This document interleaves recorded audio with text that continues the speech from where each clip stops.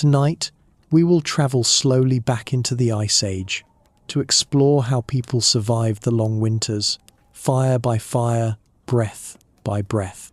This is not a story of excitement or suspense, but one of patience, quiet endurance, and the simple rhythms of life long ago. My voice will stay calm, the pace unhurried, so that you may listen, drift, and rest as the story unfolds. If you find peace in these long and gentle histories, I invite you to support the channel by pressing the like button and subscribing. It helps this little corner of calm history continue to grow, and it lets you find your way back here whenever you wish to listen again. I would also love to know something from you. In the comment section, tell me where in the world you are listening from tonight and what time it is where you are. Are you listening just before bed, in the quiet of the night, or perhaps in the early morning when the world is still? I always find it comforting to see the many places and times from which people join together in this gentle community. So, settle in, let your thoughts slow, and allow yourself to drift. Together, we will step into a colder world and a quieter one to see how life found its way through the longest winters of the Ice Age. The Ice Age, a phrase that can sound so vast, so heavy, and so far away that it almost slips through the mind like mist. Yet if we allow ourselves to drift slowly into the thought, we begin to picture a world covered in silence, in frost, in breath made visible at every exhale. A world where the cold did not simply arrive as a passing season, but stretched on and on, for years, for centuries, for lifetimes. Imagine waking each day to a sky that seemed paler than memory itself, where the sun never climbed too high, and where warmth was a fragile visitor, seldom felt, always fleeting. The people of that time lived through winters that were not counted in days, not even in months, but in ages. They did not step outside their shelters hoping the snow might finally melt, because deep down they knew that the snow was not leaving. The snow was the world. The ice was the ground, the walls of the valleys, the cap on the rivers. It was the condition of life itself, and survival, in such a world, was never grand, never heroic in the sense of clashing battles or triumphant victories. Survival was quiet. It was slow. It was fire by fire, meal by meal, moment by moment. If we pause here in our minds and imagine a day in that world, it does not feel like one of our days. The rhythm is different. There are no clocks, no hour hands move forward. Instead, time is measured by the dimness of morning light, by the length of shadows across snow, by the pale descent of night. The people did not count minutes. They counted heartbeats of the fire, crackles of wood, the breaths of one another as they huddled together against the still, unbroken air. The long winter of the past was not a single event, but a long stretch of climate and change. Vast ice sheets covered much of the northern lands. Great animals, now only bones in museums, walked heavily across frozen ground. Woolly mammoths, giant sloths, saber-toothed cats, but alongside them, far smaller and more fragile, lived humans. Not the humans of today with central heating, double-glazed windows, or electricity humming behind the walls, but humans whose very survival was a daily negotiation with nature. The introduction of such a time, when we look back, is not told in the rush of discovery, nor in the clash of history's dramas. It is told in the whisper of wind, in the slow gathering of stones, in the patient search for firewood under layers of frost. It is told in silence as much as in sound. To speak of the Ice Age, winter, is to lower one's voice, to imagine speaking by a dim fire while others around you are already closing their eyes. Life was not fast. Every act stretched long because the cold made everything harder. Imagine picking up a piece of wood with fingers that had been stiffened by frost. The hand does not close quickly. It takes time. Imagine walking across frozen ground to gather water. Every step sinks, every step feels heavy, and the return home is as slow as the leaving. Even eating is slowed down. Meat is tough, roots are fibrous. Everything chews longer in a tired mouth. And so, the pace of life matches the pace of the season, steady, deliberate, unhurried. The introduction to this winter world is therefore not a thunderclap, but a settling of snowflakes. Each flake by itself is light, nearly nothing, but together, over years and years, they make a blanket so heavy that it shapes the entire earth. In this blanket of ice, people learned to exist. They did not conquer the cold, for no one could conquer it. They endured it. And that endurance is the quiet story that drifts down to us as we picture them, these distant people. We must be careful not to imagine them as strangers, too far removed. They were like us in body, like us in breath. They cared for their children. They worried about food. They told stories at night. Yet unlike us, their days were shaped almost entirely by the presence or absence of warmth. To survive the long winter of the past meant always searching for fire, keeping it alive, and passing it down. The very first sparks would have seemed like miracles. A strike of stone, a flake of tinder catching, smoke curling upward in thin grey threads.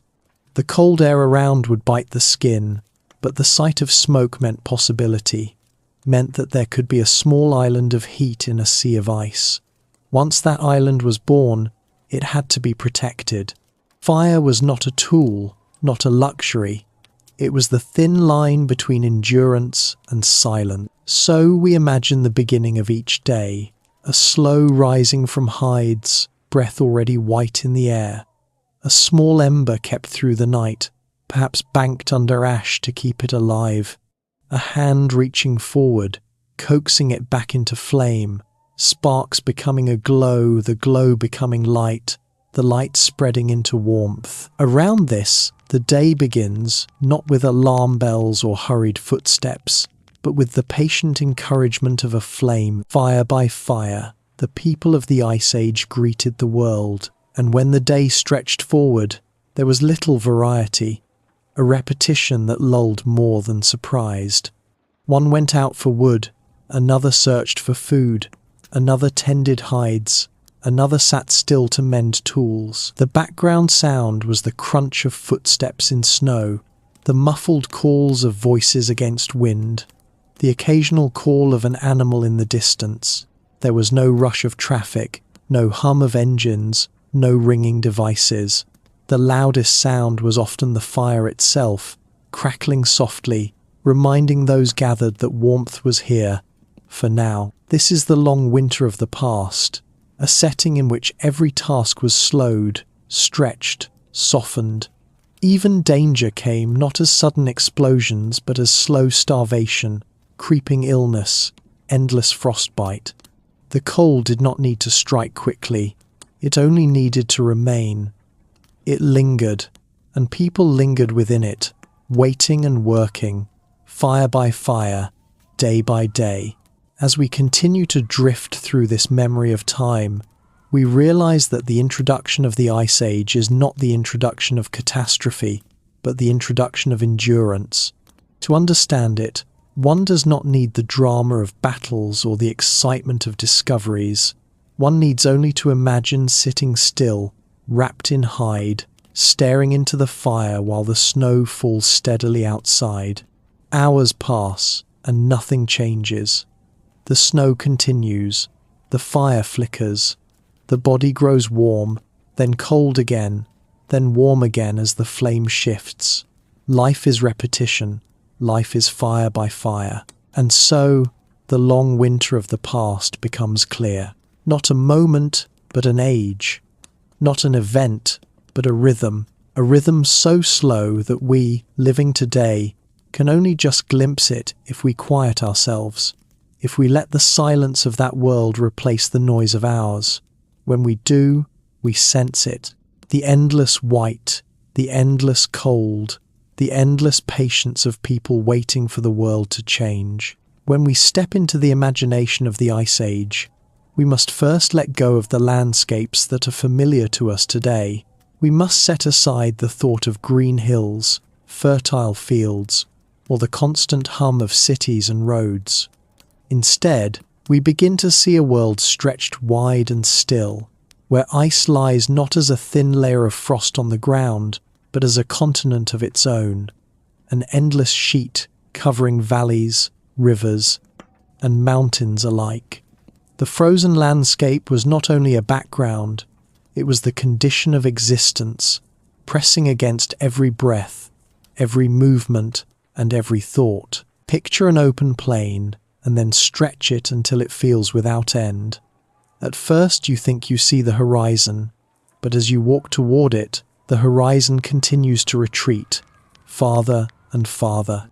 All around you lies snow, not the fresh, soft snow of a light winter morning that sparkles under the sun, but snow that has been pressed down over centuries, hardened into ice, shaped into ridges, cliffs, and rivers of frozen time.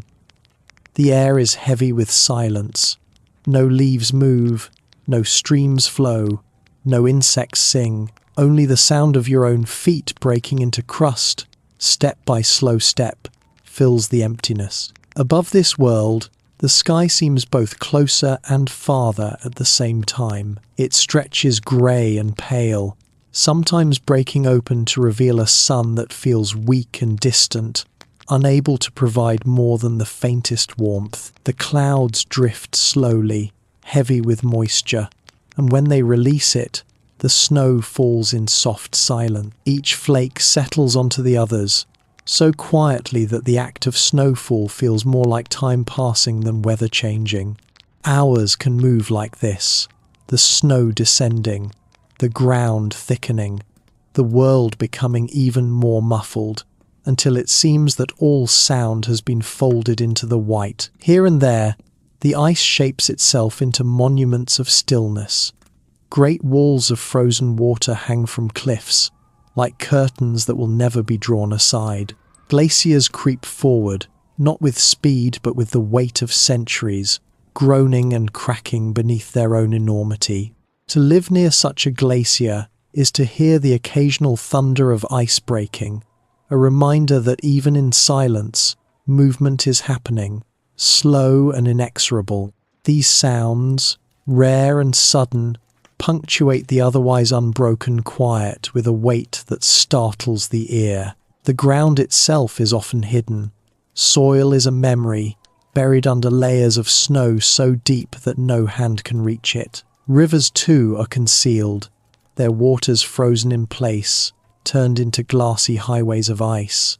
To walk across them is to walk across something that feels both solid and fragile, for though the ice seems endless, one never knows how deep it truly runs. The frozen rivers cut through the land like veins of crystal, winding across plains and valleys, marking paths that may shift with each passing age. Trees, where they exist, stand gaunt and patient, their branches weighed down with frost, their bark cracked by the cold. They do not sway often, for the winds, though bitter, are not always fast. Instead, the trees stand still, like witnesses that cannot speak. Around their trunks, snow piles in drifts, smoothing the shapes of the world into soft, rounded forms. Hills become mounds, rocks become gentle slopes. Everything is softened by the snow, except the air itself, which cuts sharp against the skin. Animals, too, are quiet in this landscape. The mammoth moves slowly, its heavy body steaming against the cold air. Each step presses deep into snow, leaving behind trails that vanish quickly under fresh flurries. The reindeer cluster together, moving in slow herds, their breath rising in clouds. Even predators, like the saber-toothed cat, step softly, conserving energy, blending into the stillness of the land. Movement is always purposeful, never wasted, for in this frozen world, every step costs strength, and strength must be saved if life is to continue. And then there are the silences. Long stretches where the world seems emptied of sound. No bird calls, no rush of streams, no rustle of leaves, only the faint hiss of wind moving over ice, or the distant crack of a glacier shifting its weight. For those who lived in this time, silence was not a break from noise. It was the constant presence, the backdrop against which all other sounds were noticed. Cough, the striking of stone, the snap of a twig, each noise carried farther, lingered longer, because the silence magnified it. Imagine living within this frozen stillness, where days blend into nights without clear distinction. The sun rises only reluctantly, casting light that seems pale, not golden. It crosses the sky low and soon disappears again, leaving long stretches of twilight and darkness. Stars burn coldly above, brilliant against the black, but they provide no heat, only reminders of distance. The moon casts its glow across ice sheets, making them shine like endless mirrors, reflecting light in ways that dazzle the eye but chill the body. Inside this world, the human presence is small. A few shelters pressed against hillsides, their entrances covered with hides to keep out the wind. Smoke curling upward from fires, staining the pale sky with thin streaks of grey. Footprints leading away, vanishing into white. These shelters are islands of warmth in an ocean of cold, fragile interruptions, in a landscape that seems designed to erase them. If a fire goes out, if a shelter collapses, the snow quickly reclaims the space, covering all traces, smoothing all memory. The frozen landscape was not merely a challenge, it was a teacher of patience. To survive here, one could not rush, one could not demand quick change, for the land offered none. Instead, one had to learn the slow rhythm of the ice, the unyielding pace of the snow. You rose with the pale light, you worked through the grey day, you huddled through the long night, and each day resembled the one before it. To live here was to accept repetition, to let the sameness of the land seep into the sameness of your tasks. And yet, for all its silence, the frozen world was not empty of meaning. The whiteness, the stillness, the quiet stretched so far that it created a kind of vastness in the mind. Sitting by a fire at the edge of this landscape, one could look outward and feel both small and endless. The land did not hurry, the glaciers did not rush, the snow did not ask when it would melt. It simply remained, and in remaining, it taught endurance. In this way, the frozen landscape was not only a physical challenge but also a mental one. The silence could press into a person's thoughts, making them wander slowly, circling the same paths. The whiteness could blur distances, making a short journey feel eternal. The sameness of snow and ice could make days blend into one another, until time itself felt frozen, as though life were paused. But for those who endured, this quiet was not emptiness. It was a canvas upon which survival was painted, fire by fire, breath by breath. So the Ice Age world, with its endless ice, snow, and silence, stretches in our imagination like a dream that lingers just at the edge of memory, a dream in which people walked carefully, breathed slowly, and lived gently, because the land itself allowed for nothing else. The frozen landscape shaped not only their homes and their food, but their very pace of being. It slowed them down to match its own rhythm, until human life and icy earth moved together in the same quiet measure. This is the frozen landscape of the past. Not empty, not meaningless, but vast, still, and unhurried. A place where every sound mattered, every flame was precious, and every step echoed in the silence of snow. And in this stillness, people lived.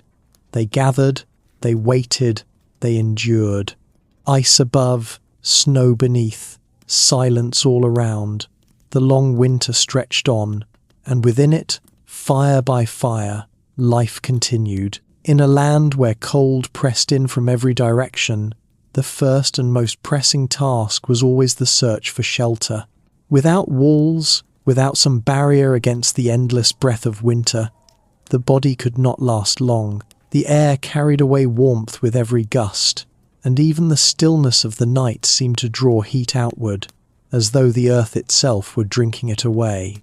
Fire alone was not enough, for fire needed a place to live, a place where its fragile flame could be kept alive against the vast, unbroken wind.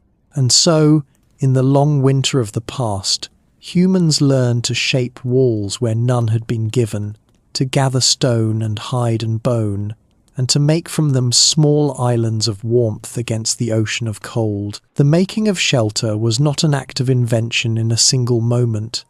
It was a process of listening to the land, of learning its quiet lessons. A cave mouth offered safety, but not always comfort. Its stone walls held out the wind, yet they also held in the damp, the dripping cold of frozen water that seeped through cracks and shadows. Still, for many, caves were the first refuge. A family could retreat within, hang hides across the entrance, and build a fire in the hollow darkness. Smoke would rise upward, finding its way into unseen crevices, staining ceilings black over years of use. The cave became a dwelling, not because it was perfect, but because it was what the earth allowed. Where caves were absent, the people turned to stone. They gathered rocks and piled them, one atop the other, slow and deliberate, each piece fitting where it could. There was no rush in the placing of stones. Each one was heavy, each one carried from the frozen ground with stiffened hands. Over time, the walls grew, uneven but strong, forming a circle or an oval, always small enough to be warmed by a single fire. Over these walls, hides were stretched, thick skins from the animals they hunted, stitched together with sinew and smoothed to overlap so that little air could slip through. Inside such walls, the fire glowed and the people rested, knowing that for this night at least, the cold could not reach them fully. Hides themselves were as important as stone. Thick layers of fur, scraped and softened, became the very skin of a shelter. They covered entrances, lined the walls, and lay across the ground where people sat and slept. A hide was not only a blanket but a barrier, a flexible wall against the air. And so, when animals were hunted, nothing was wasted. The meat filled the stomach, the bones became tools, and the hides became walls, roofs, and beds. To step inside such a dwelling was to step into the warmth of the animals themselves, their fur still offering protection long after their breath had faded. In colder places, where wood was scarce, even bones became part of the walls. The massive ribs of mammoths, curved and heavy, were driven into the ground, forming arches upon which hides could be stretched. Tusks were set as posts, skulls as supports. What to us might seem strange was, to them, simple necessity. The body of the great beast became the frame of a home, protecting the bodies of those who had brought it down. Within such a shelter, the fire burned, reflecting off bone, warming the space with a glow that flickered on curved surfaces. The entrances to these shelters were always small. A narrow opening, just enough for a person to crawl through, was easier to block against the cold. A large doorway would spill warmth too quickly, and so the people stooped, bent their backs, and entered humbly into their homes. Once inside, the space was low and close. One could not stand upright. The ceiling pressed downward, reminding those within that comfort was small, never grand. Yet in that closeness was warmth. The air, trapped by walls of stone and hide, grew heavy with breath, thick with smoke, but also rich with the heat of many bodies gathered together. Inside, the ground was softened with layers of hide. People sat upon them, slept upon them, wrapped themselves within them. Around the fire they arranged their tools and their food. The fire's smoke sometimes stung the eyes, sometimes made the throat dry, but the flame was never questioned. It was the heart of the shelter, the center around which life arranged itself. At night, the fire was banked low, covered in ash to keep embers alive until morning. Each morning, the embers were coaxed back into flame, the cycle repeating, fire by fire, day by day. The sound within these shelters was muted. The wind outside might howl, but within, it became only a faint murmur, a reminder of what was being held back. The crackle of firewood, the shifting of hides, the soft breathing of those asleep, these were the sounds of safety. A child might stir, turning over under the weight of furs. An elder might cough, the sound echoing faintly against stone. But all these sounds were contained, folded into the warmth of the space. Silence outside, quiet within, life measured in the small noises of a small shelter. And yet, shelters were fragile. A storm could tear at hides, loosening seams, letting in gusts of bitter air. Stones could shift, bones could crack. Constant repair was needed. Each day, someone would check the walls, press hides tighter, add more snow against the outside to insulate the structure. Snow itself, once packed and hardened, became a wall too. Many shelters were banked with it, using the very enemy of warmth as a protector. Snow held air within it, and air, trapped in stillness, kept heat from escaping. So the shelters of stone and hide often shone white from the outside, their true form hidden beneath layers of drift. For those who lived in such places, home was never permanent. A cave might last through many generations, but a hut of stone and hide was only as long-lasting as the needs of its people. When food grew scarce, when animals moved, when the land itself demanded departure, the shelters were abandoned, left to sink back into snow. The stones would scatter, the hides would decay, the bones would be buried, and soon nothing would remain. The land reclaimed what was made, and new shelters would rise elsewhere. In this way, home was always temporary, always fragile, always something that could be left behind. But while they lasted, these shelters were enough. Enough to shield against the wind, enough to hold the warmth of fire, enough to make a space where sleep could come, where stories could be told, where the long winter nights could pass. They were not palaces, not fortresses, not monuments.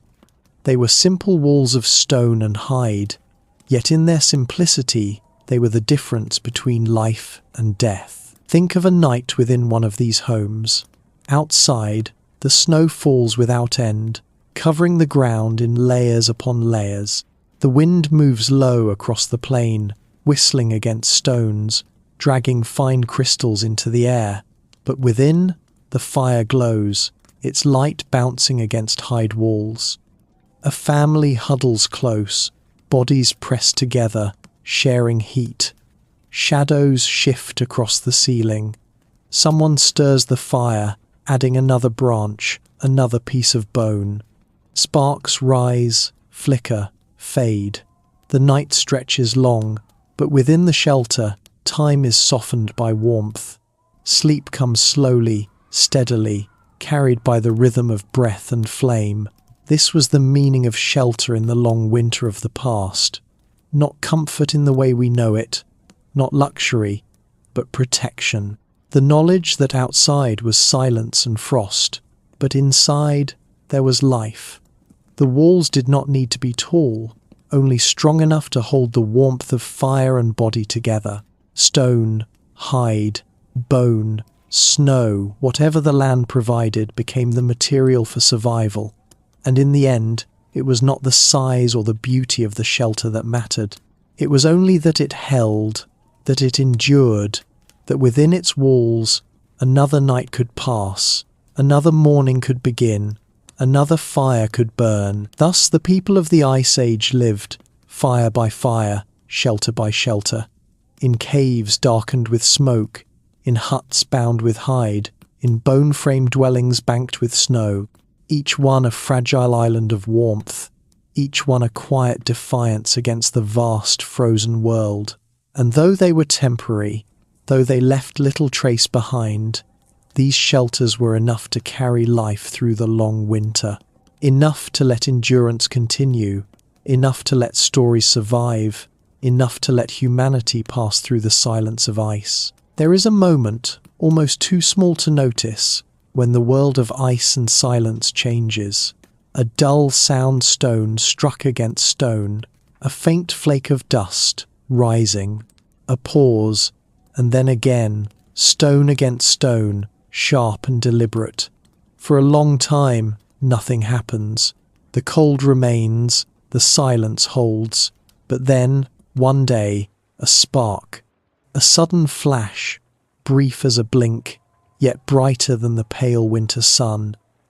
In that instant, the possibility of warmth is born, and though the spark itself is fragile, so fleeting it could vanish before it is even seen, it carries with it the promise of fire, and with fire, the promise of life. To understand the spark is to understand how survival itself balanced on the thinnest of threads. Imagine hands stiffened by frost, fingers numbed from cold, holding stones carefully, striking them with patient rhythm. The air bites the skin, the breath rises in pale mist, and all around, the frozen world waits. Each strike carries hope, each strike carries need, yet most strikes bring nothing. A sound, a chip of stone, a scatter of dust. But the people learned to listen, to wait, to strike again. They knew that hidden inside stone was the secret of flame, and that if they were patient, if they struck just right, the spark would come. When it did, it was not yet enough. The spark alone could not warm the body or cook the meat. It needed a place to rest, something dry, something fragile enough to catch. And so, they gathered the smallest of things, wisps of grass, flakes of bark, the hair of animals, even the threads of their own clothing, anything that could cradle the spark without smothering it. These were laid gently, prepared with care, for they knew that without tinder, the spark would die as quickly as it was born. The moment of catching was delicate beyond measure. A spark would fall, barely touching, and then, perhaps, a faint thread of smoke. A breath was needed, not too strong, not too soft, a careful coaxing, like waking a child from sleep. Too much, and the spark would scatter, too little, and it would fade. But with the right breath, steady and calm, the smoke thickened, the glow deepened, and then, at last, a flame, small at first, trembling, flickering, a fragile dance against the cold air, but a flame nonetheless. Around it, people would gather, faces close, eyes reflecting the new light. There was silence, but not the silence of snow. This was a silence of awe, of relief.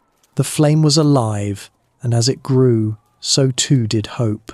A few more twigs, carefully placed, leaning inward to feed the flame without crushing it. A few more breaths, steady and patient. The flame grew taller, brighter, until it no longer needed coaxing. It crackled on its own, alive in the dark, pushing warmth outward into the frozen air. The first spark, the first fire, was not only a tool, it was a miracle repeated again and again. For those who lived through the long winter, fire was not certain. It could not always be taken for granted. Storms could wet the wood, snow could bury the tinder, winds could snuff the flame. Each fire was a victory, each flame a reminder that survival was still possible. That is why fire was not only made, but guarded. Families did not let flames die easily. Embers were kept alive through the night, banked under ash, shielded from drafts. A single glowing coal, hidden and protected, could be the seed of tomorrow's fire. The spark itself became the heart of memory.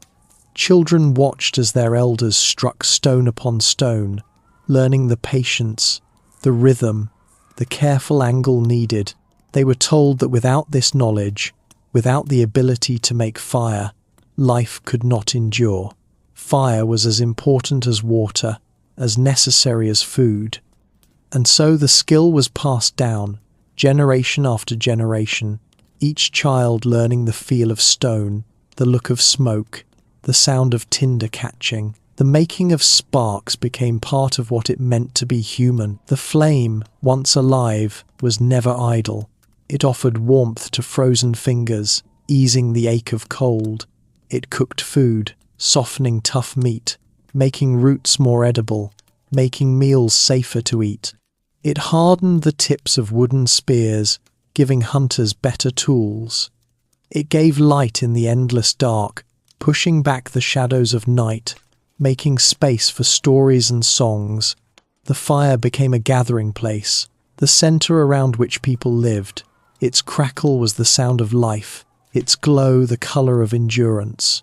Without it, there was only ice and silence. Yet it all began with the smallest spark, that fragile moment when two stones met, or a bow drill spun, or dry sticks rubbed until they smoked. The effort was long, the reward brief, but within that briefness was everything. For one spark could grow into a flame, and one flame could carry a family through a night, and one night could carry them through a winter. Fire by fire, spark by spark, life stretched onward, resisting the frozen weight of the world. Think of the patience this demanded. Hours of preparation for a single chance. A bundle of dry grass collected carefully, kept under hides to protect it from damp.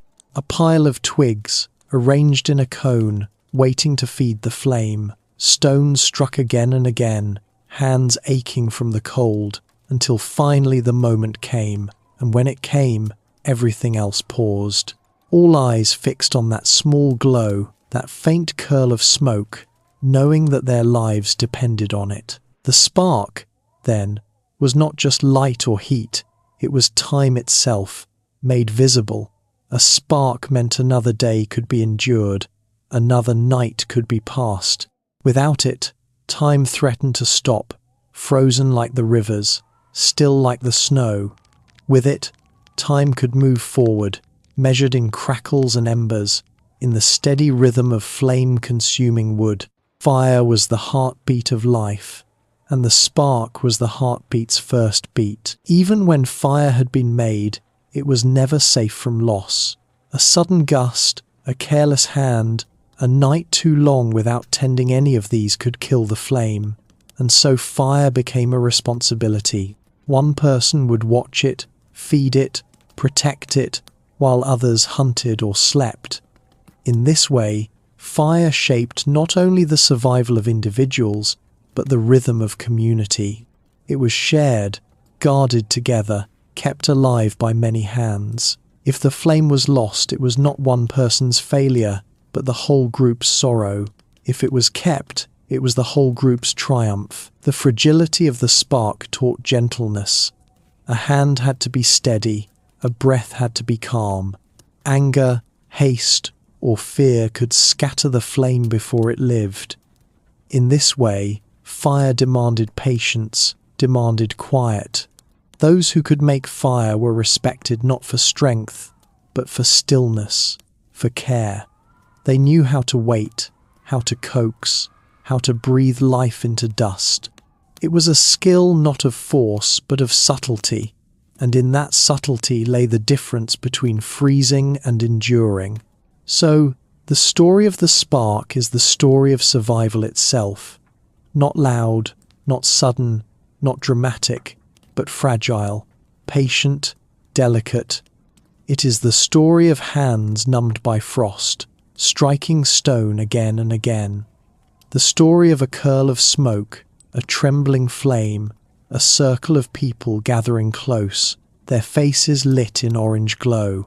It is the story of fire by fire, spark by spark, as the long winter of the past was endured. Outside, the snow fell endlessly. The silence of the ice pressed close. The frozen landscape seemed eternal, unchanging. But inside the shelter, within walls of stone and hide, the spark had become fire. Its crackle filled the air, its warmth spread outward, its light turned shadows into shapes. Life had found its answer to the cold, and though the flame might be small, though it might need constant care, it was enough.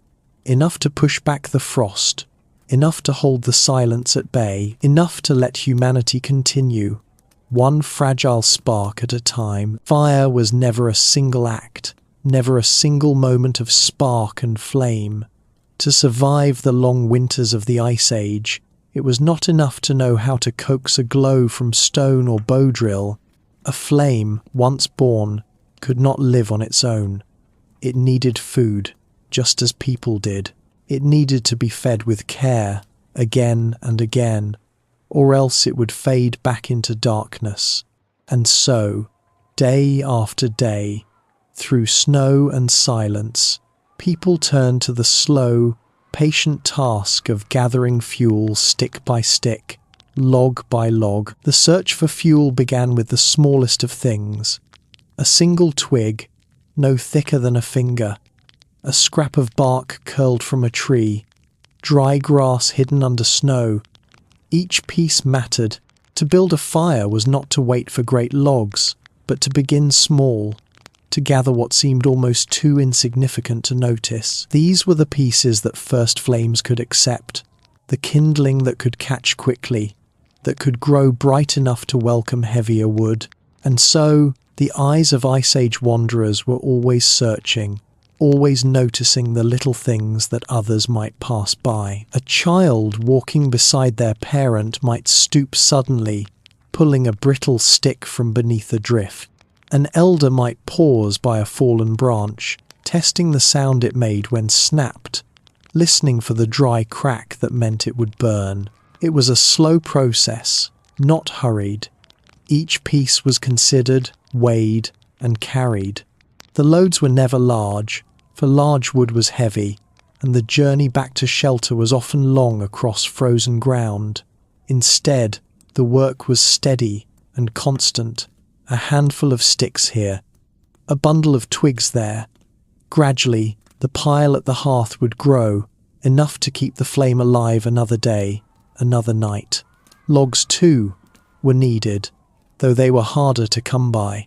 The world of the Ice Age was not covered in thick forests as we know them today. Much of the land was open steppe, windswept and sparse. Trees grew in clusters, stunted by cold, twisted by wind. To find a log meant travelling farther, lifting heavier, labouring longer. Families worked together to drag fallen trunks, sometimes stripped of branches, sometimes worn smooth by seasons of snow. They used rawhide ropes, their hands pulling in unison, their feet breaking trails through ice. The logs were not wasted. Each one was prized, each one stored, each one split carefully to give fire a longer life. The rhythm of gathering fuel became part of the rhythm of life itself. Morning began with the tending of coals, shaking ash aside to reveal the faint red glow still alive from the night. As the fire was coaxed to flame, someone set out to gather sticks. By midday, another would return with bark and branches. At dusk, before darkness fell too heavy, the pile was checked, counted, and added to. Fire was never left to chance, and fuel was never left to assumption. The cold outside was too deep, too merciless. To run out of wood in the heart of night was to risk frost creeping back into the shelter, to risk breath turning shallow, to risk silence returning. The gathering itself was quiet work. Snow muffled footsteps, trees stood still, wind whispered without hurry. A person bent low, brushing aside frost to find hidden sticks. Another tested the edge of a fallen branch, feeling the weight, judging whether it was worth the struggle to carry. Sometimes, frozen rivers carried down driftwood, worn and bleached, lodged against the banks. These were treasures, dry enough to split, light enough to burn hot. Families remembered the places where such wood was likely to gather, and when food hunts led them nearby, they returned with bundles of both meat and wood, survival tied together in the same journey. Fuel was not always dry, and here lay another challenge. Snow seeped into bark, ice crusted around twigs, logs froze solid.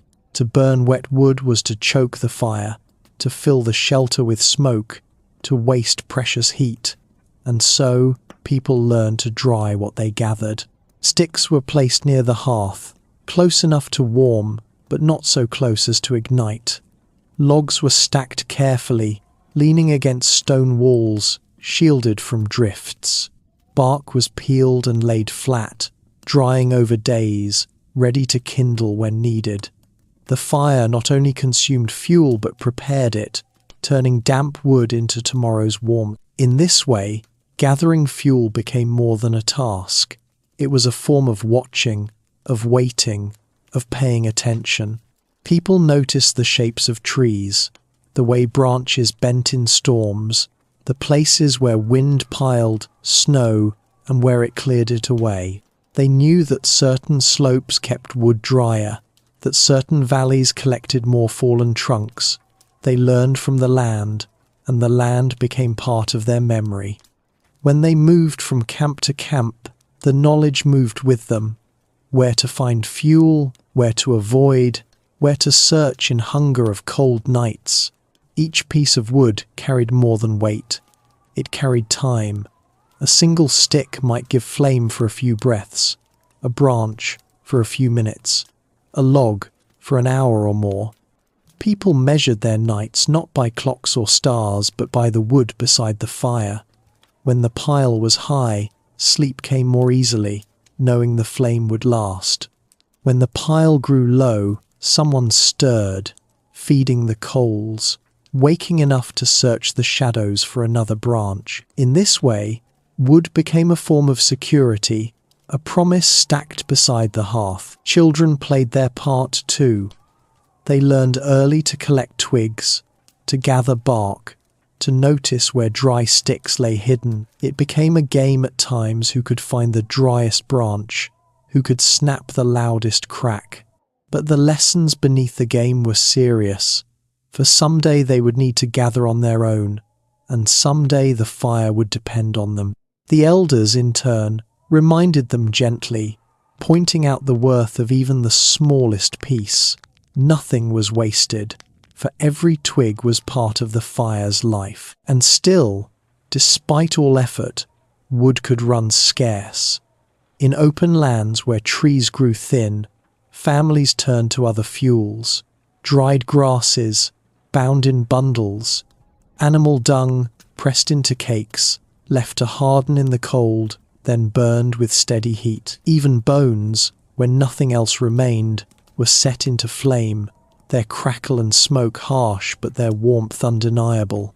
The fire was not proud. It accepted whatever it was given, and so survival was made possible by anything that could burn. Stick by stick, log by log, the fire was fed. The rhythm was endless, without drama, without pause. Gather, carry, dry, feed. Each step slow, each step quiet.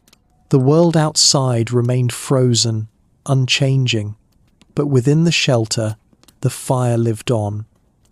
Its glow grew brighter with each branch laid down, its warmth deeper with each log consumed.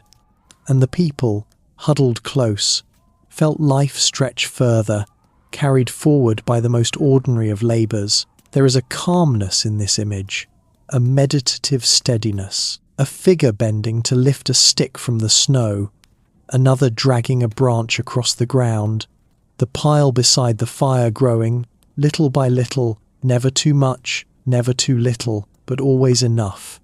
It was not a task of strength alone, but of patience, of constancy. In the end, survival was not the spark itself, nor the flame that first caught, but the long, quiet tending that followed. The fire was alive, and like any living thing, it hungered. To feed it was to acknowledge its place as part of the family, part of the shelter, part of life itself. Each stick offered was a gesture of care. Each log placed was an act of trust. And though the task was slow, though it never ended, it was a task embraced, for in the long winter there was no greater comfort than to see the fire glow steady, to hear the wood crackle soft, to feel the warmth spread outward into the silence.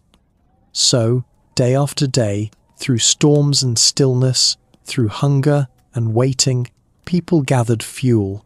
They walked into the snow, they bent low, they carried what they found. They brought it back, laid it by the fire, and kept the flame alive. Stick by stick, log by log, they endured the cold, and through their endurance, the long winter gave way, little by little, to survival. The fire, once born, was fragile. Even with fuel gathered, even with flames leaping bright, it was never something to take for granted. Fire had a way of slipping into silence when left untended, of shrinking into embers, of fading into cold ash. And when the world outside was locked in ice, when wind roared like a living creature and snow fell without pause, to lose the flame was to lose warmth, to lose safety, to lose the heart of shelter itself. And so, through night and storm, the people of the Ice Age learned to guard it, to keep it alive, with patience, with care, with constant attention. Night brought its own challenges. Darkness was deep and long in the Ice Age, with the sun low on the horizon, the stars sharp against the frozen sky. Hours stretched slowly, and the cold thickened, pressing closer to the skin. Within the shelter, the fire glowed, its light soft and steady, but the logs feeding it burned down. The crackling sounds softened, the flames lowered, and if no one moved to add more fuel, the fire began its slow retreat. Someone always stayed half awake, listening to the fire as much as to the wind outside. A parent stirred from sleep, reaching into the pile beside the hearth, laying another branch across the embers.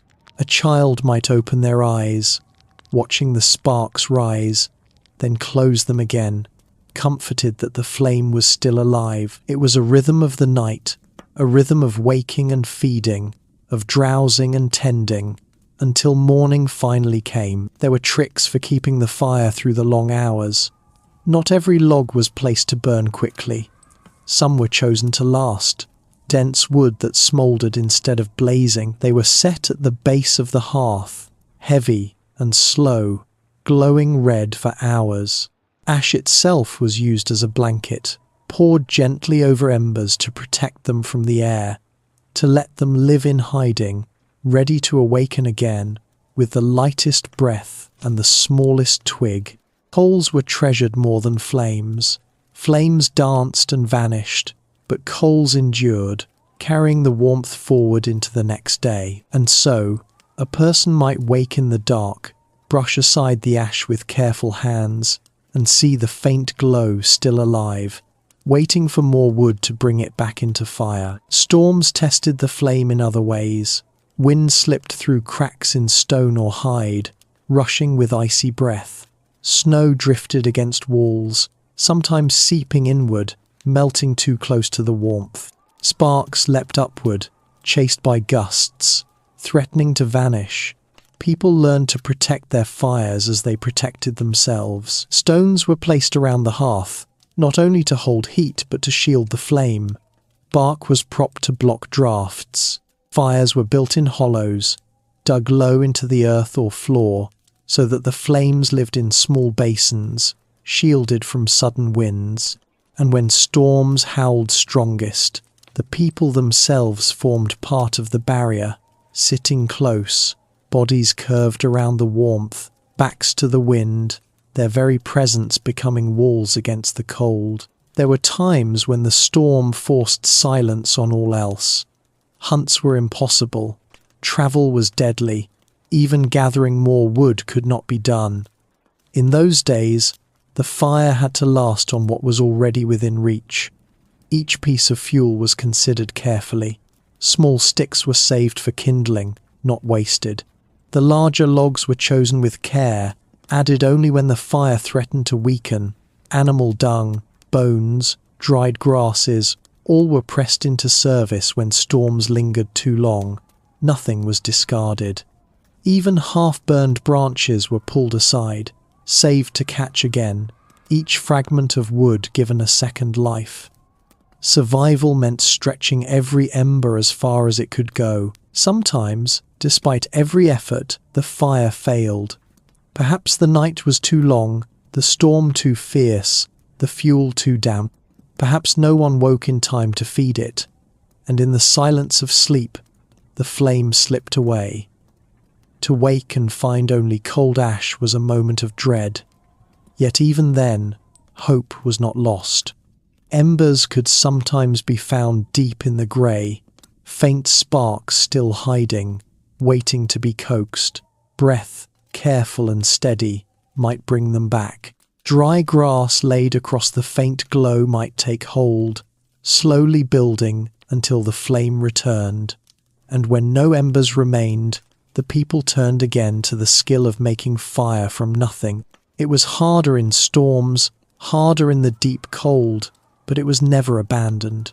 For as long as hands could work stone against stone, as long as bows could turn drills, the chance for flame remained. Still, the people understood that the best fire was the one never lost, and so they carried it with them, even when they moved from place to place. A burning branch might be held high, wrapped in bark, glowing through the journey.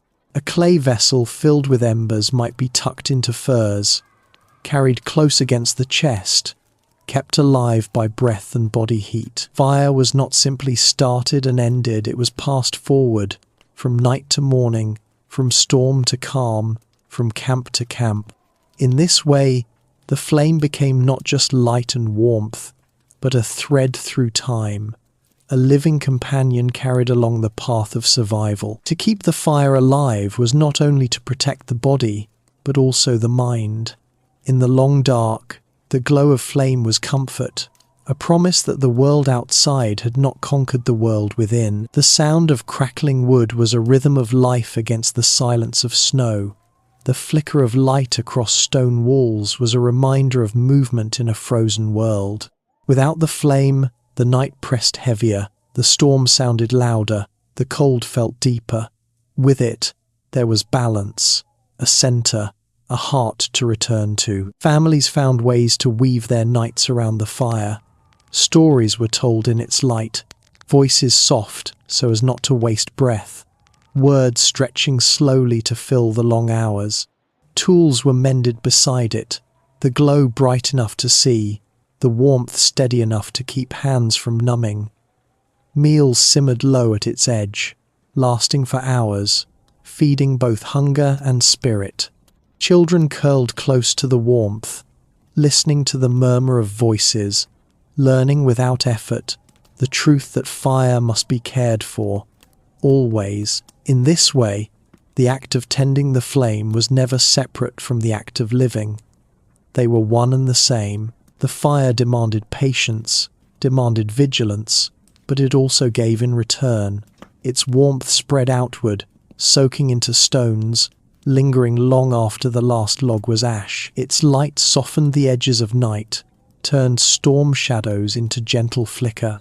Its smoke curled upward, carrying with it a reminder that the shelter was alive, that people were inside, enduring, waiting, hoping. To keep it alive was to carry a part of the world within the storm, a piece of summer preserved against the cold. And so the nights passed, long and silent, broken only by the soft sounds of wood added to flame. The storms came and went, some fierce, some quiet, but always the fire remained at the center, tended carefully, guarded against all that could extinguish it. The people watched it, fed it, carried it, cherished it. For without it, the Ice Age would have been nothing but endless dark and endless frost. With it, there was survival, there was warmth, there was a light that reached across the coldest of nights. Through night and storm, the fire lived because people chose, again and again, to keep it alive.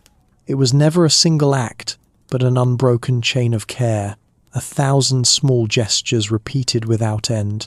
A branch laid across embers, a hand shielding sparks from wind, a breath drawn deep to stir coals awake. These moments, so quiet, so ordinary, became the great strength of survival. And in the glow of each flame, the people of the Ice Age endured. The fire was never just a source of heat, nor merely a tool for survival. It was the center of life itself. Around its glow, the people of the Ice Age built not only warmth but community. Within the circle of light, bonds deepened, stories lived, and silence itself took on the softness of comfort. The world outside might rage with cold winds scouring the snow into endless waves, but within the hearth's gentle boundary, time seemed to slow, shaped by flickering light and the steady rhythm of breath. The hearth was not grand. It was often little more than a pit dug into the ground, ringed with stones, its firewood carefully stacked. Yet its presence transformed the shelter. The raw cave of stone, or the low hut of hides, became something more when fire glowed at its center. Shadows shifted across the walls, turning plain surfaces into living tapestries of light and movement. The ceiling glowed faintly with smoke, curling upward in soft threads that drifted into the night through a hole or gap. The air itself seemed changed, no longer sharp with ice, but softened, carrying the faint crackle of flames, the scent of wood and bone and smoke, the warmth that reached into skin and bone. Families gathered close to this glow. Parents, children, elders all drew inward as the cold deepened beyond the walls. They sat in a circle, each face touched by light, each shadow falling outward toward the edges of the room. The hearth pulled them together, not only for warmth but for presence. No one wished to linger at the dark margins, far from its comfort. Near the fire, they could see one another clearly, share glances, share food, share words. It was the place where the human world found shape in the midst of the wilderness. Children often came closest, drawn by the warmth, curling at the edges of the hearth, their small hands extended toward the glow, their faces lit bright, their eyes wide. They listened as the flames moved with life.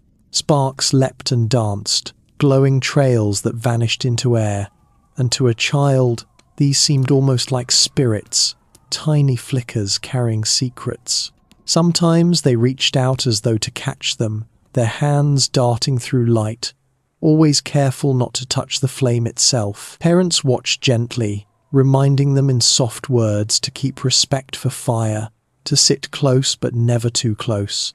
Through such nights, children grew into the knowledge that fire was a friend, but one that required care and caution. Meals by the fire were more than food. They were a moment of togetherness, when hunger eased and the harshness of the day softened. A pot simmered slowly, stones heated in flame placed within to bring the water to boil. Meat, roots, or gathered grains blended into a warm broth, its scent drifting through the room. Each person shared, dipping a hand or a carved bowl, the steam rising as they ate. The taste was simple, but in the glow of the hearth, it felt full, satisfying not only the body but the heart. Conversation flowed more easily then, voices quiet but steady, as if the fire itself encouraged gentleness. The sound of wind outside seemed further away when food and warmth were shared within. As the flames burned, stories often followed. The hearth was the place where words became memory, where lessons passed from one generation to the next. Elders leaned forward, their faces lined with years, their voices slow and steady. Children leaned closer still, eyes fixed on the storyteller, ears open to each word, tales of hunts, of animals, of ancestors who faced storms and endured winters. Just as they did, these stories carried the knowledge of survival, but also the comfort of connection. They told not only how to live, but why, weaving meaning into the long nights. Some stories were spoken in simple words. Others were shaped with gestures, with the flick of hands in firelight, with the rise and fall of shadows. In the glow, the line between words and images blurred, the fire itself seeming to take part in the telling. Songs, too, rose around the hearth, not loud or quick, but soft, measured, voices blending in low tones that matched the rhythm of the flames. The songs carried repetition, simple phrases that echoed into memory, comforting like the warmth itself. A mother hummed softly as she cradled her child near the glow, the melody mingling with the crackling wood. A group of hunters sang together before a journey, their voices uniting in quiet strength. These sounds filled the night with more than silence, gave shape to time, gave the heart something steady to hold. The hearth was also a place of work, of small tasks carried into the night. Tools were mended beside its glow, the light bright enough to guide careful hands. Flint was chipped into sharper edges, bone carved into points or needles, sinew twisted into thread. The warmth kept fingers nimble, preventing them from stiffening in the cold. Women worked hides, softening them, sewing them into garments. Children learned these tasks as they watched, handed small pieces to practice with, their mistakes corrected gently. Each act of work around the fire was part of the rhythm of survival, but the glow made it less burden, more ritual, woven into the calm of evening. And yet, not all moments were filled with words or tasks. Silence, too, had its place. Around the hearth, people sat quietly, watching flames move, listening to the low breath of wind outside. The silence was not empty, it was filled with presence, with the knowledge of others sitting nearby, each alive, each breathing, each warmed by the same glow. The crackling of the fire, the occasional pop of sap in the wood, became enough sound to fill the space. In such silences, the bond of the hearth grew stronger, a quiet reminder that survival was not only about movement and noise, but also about stillness, about the shared calm of being together. The hearth gave safety not only from cold but from fear. Beyond the shelter, the night could be vast and uncertain. Shadows moved among the trees, winds howled like voices, predators roamed unseen.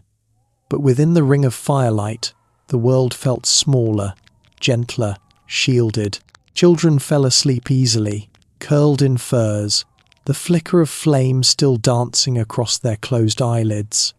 Parents rested more deeply, knowing that the glow kept both warmth and watch.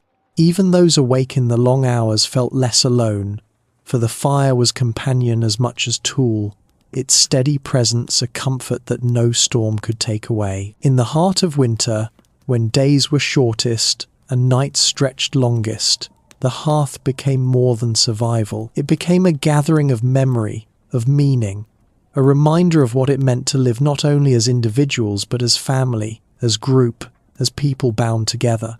The fire was the thread, but those gathered around it were the pattern, shaping their lives into something stronger than the cold could break. And so, night after night, through snow, through silence, through storm, the hearth remained the center.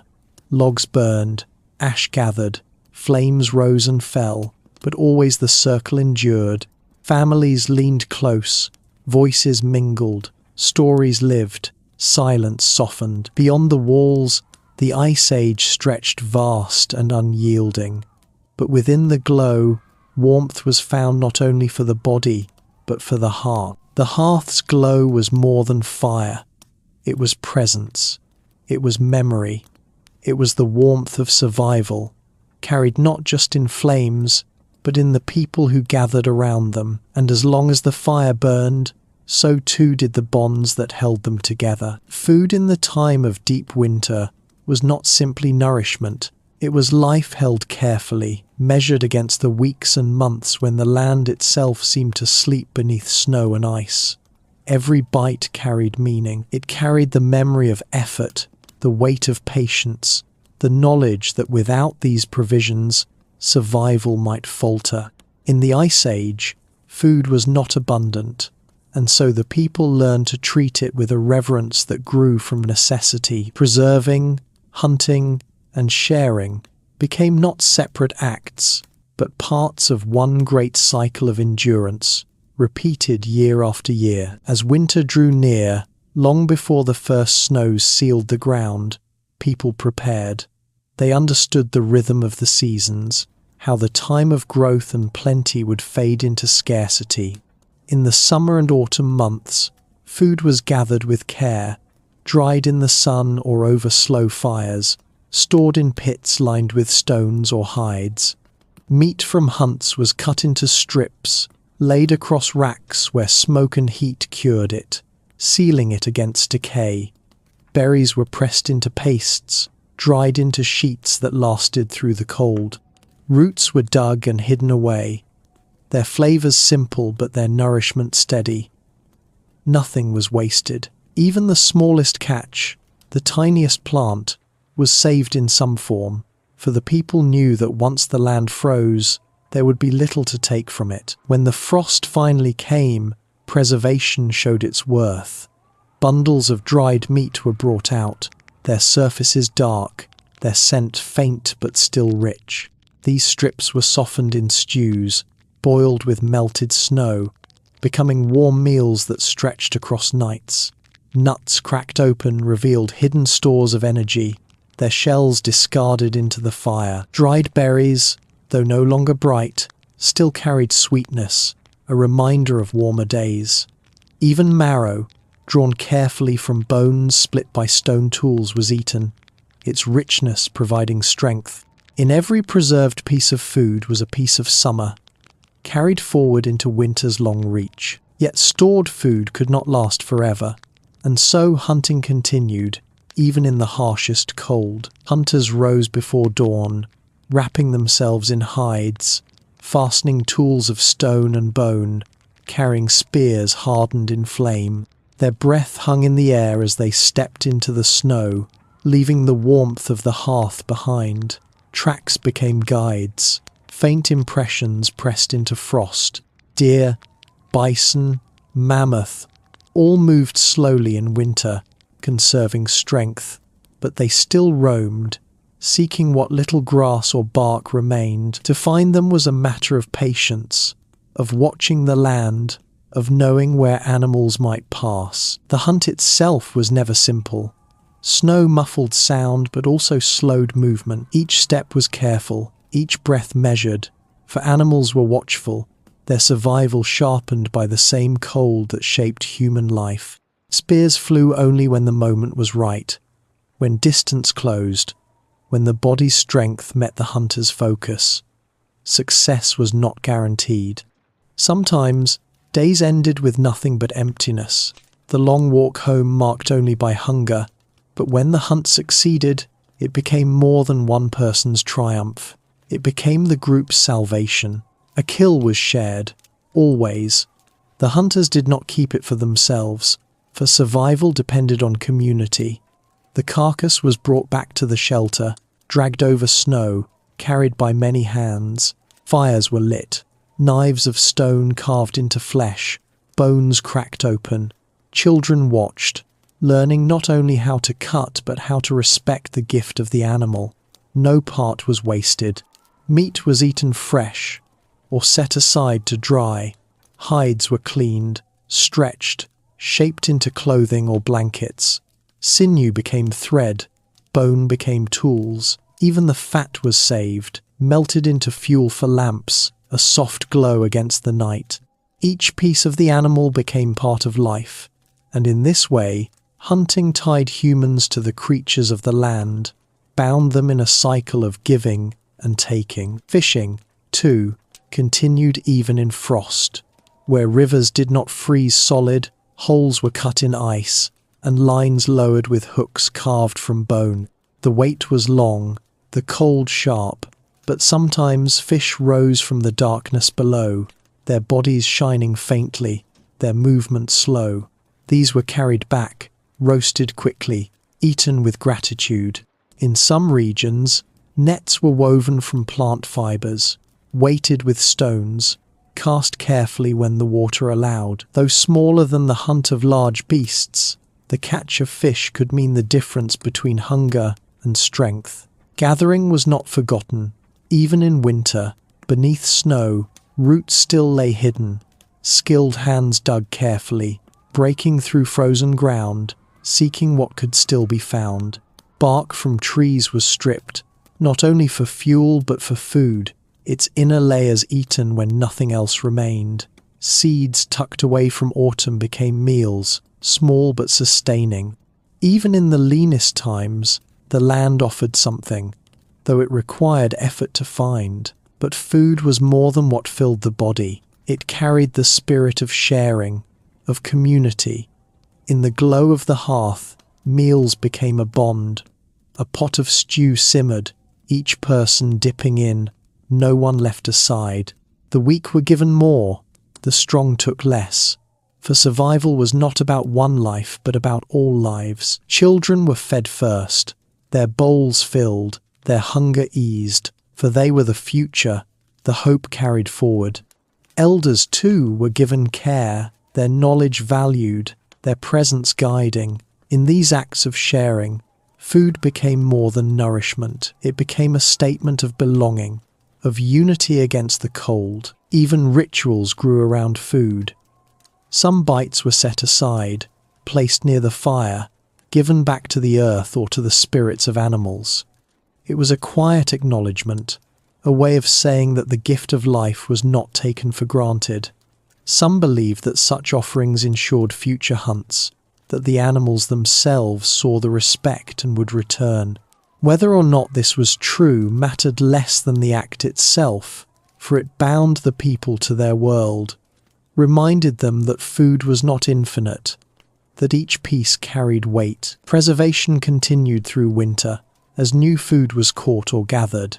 Meat hung once more over smoke, fish dried into strips, roots stored in pits. The cycle was constant, careful, unbroken. To eat everything at once was to risk death later. To save without eating was to weaken the body now. Balance was learned, a balance that stretched across nights and weeks, teaching patience, teaching foresight. Children learned these lessons early. They watched as food was cut, dried, stored. They carried bundles, gathered wood, stirred pots. They learned to wait, to eat slowly, to be grateful. In this way, knowledge passed quietly, not through words alone, but through practice, through the rhythm of daily life. In the deepest cold, when storms howled and hunting was impossible, the stored food became most precious. Strips of dried meat softened in boiling water, roots sliced thin, berries dropped in for flavor, simple meals, but meals that kept life going. Families sat close, bowls in hand, the glow of the hearth soft around them. Hunger might never vanish fully, but warmth and food together brought enough comfort to endure. And when at last the winter began to fade, when ice loosened its grip and the land hinted at renewal, the people looked back on their stores, often nearly empty. What little remained was proof of careful balance, of patience and planning. It was proof that preservation, hunting, and sharing had carried them through, that life had endured again. Food in the frost was never ordinary. It was survival shaped by fire, by patience, by hands that worked together. Each strip of dried meat, each root pulled from earth, Each fish caught beneath ice was a reminder that life continued even in the harshest of seasons. And as families ate together, sharing the small portions, they were reminded that in the Ice Age, food was not only about living from one day to the next, it was about connection, about memory, about the quiet strength that comes from giving and receiving in equal measure. The frost could be long, the winter could be merciless, but with preserved stores, with steady hunts, with shared meals, people endured, and in that endurance, food became more than survival. It became the heart of life itself, the bond that held families close, the promise that warmth and nourishment could be found even when the world outside lay silent, frozen, and still. In the world of deep winter and endless frost, survival rested not only on fire, not only on food or shelter, but also on the quiet genius of the human hand. Life demanded more than raw strength. It required patience, craft, and an unyielding closeness with the materials of the earth. Tools became the bridge between fragile flesh and the vast, merciless cold. Every scrape of stone against stone, every splinter carved from bone, every fibre twisted into cord was an act of defiance, a declaration that humans would not surrender to the ice. Stones, bones, and patience, these were the instruments of life. The stone was the first and most constant companion, hard, unyielding, yet filled with hidden possibilities. A rock was not just a rock when seen through the eyes of survival. It was a blade waiting to be shaped, a hammer waiting to strike, a point waiting to pierce. Men and women alike learned to see these hidden forms, to choose carefully from riverbeds and cliff edges. Some stones fractured in clean lines when struck, splitting into sharp edges. Others were too brittle, too soft, too unreliable. The right stone was treasured, carried far, sometimes even traded from one group to another, for its worth was greater than its weight. To shape stone was an art born of repetition. A larger rock served as hammer, striking against a smaller one in controlled, patient blows. Chips fell away, sharp and glittering, each strike moving the piece closer to its purpose. The maker's hands knew the rhythm, the angle, the pressure. Too hard, and the stone might shatter. Too soft, and nothing would change. It was a balance, a dialogue between human and earth. From these long sessions came blades for cutting meat, scrapers for cleaning hides, points for hunting. Each tool carried within it the memory of the hours spent, the quiet focus, the endless patience. Bone, too, became more than what remained of the hunt. After the flesh was eaten, after the hide was stretched into clothing, the bones were not discarded. They were strong, flexible, filled with shapes that could be coaxed into new life. Long bones of deer and mammoth became spearheads and awls. Ribs were carved into needles, sharpened to slip through hide with ease. Smaller bones became hooks for fishing, their curves smoothed, their points honed. Horn and antler, shed by animals or taken from hunts, were worked into handles, wedges, ornaments. Even teeth found new purpose, drilled and strung, sometimes for decoration, sometimes as talismans of the hunt. Patience was the thread binding it all together. Nothing could be rushed. To shape bone required scraping, smoothing, polishing time stretched across hours and days. To twist fibers into rope demanded steady hands, rolling strands again and again until they tightened. To bind stone to wood, hide strips were softened, wrapped, dried until they shrank tight. The cold made hands stiff, slowed the process, but it could not be avoided. These tasks were as important as the hunt itself, for without tools there could be no food, no firewood, no shelter. Every strike, every scrape, every knot tied was a step toward survival. The spear stood at the center of life, simple yet profound. It carried the hopes of a group. A long shaft of wood, straightened with heat and patience, tipped with a sharpened stone or a carved piece of bone. Some were hardened in fire, the tips blackened, their edges strong. Others bore blades fixed with sinew, resin, and hide, a marriage of materials that turned fragile parts into deadly unity. Spears were not only for the great hunts of mammoth or bison, they were for smaller prey as well, for defense, for fishing in rivers, for striking when the chance appeared. To hold a spear was to hold both danger and promise, for its success meant life. Knives were another treasure. Small, sharp blades of flint or chert, fitted into bone or antler handles, bound with sinew. With them, meat could be cut, hides could be sliced, roots could be shaped. Scrapers, broad and sharp, removed fat and flesh from hides, softening them for clothing. Awls punched holes, needles followed through, thread pulled hides together into garments. Without these tools, warmth could not be kept close. Every stitch sewn by a needle of bone was a barrier against the frost.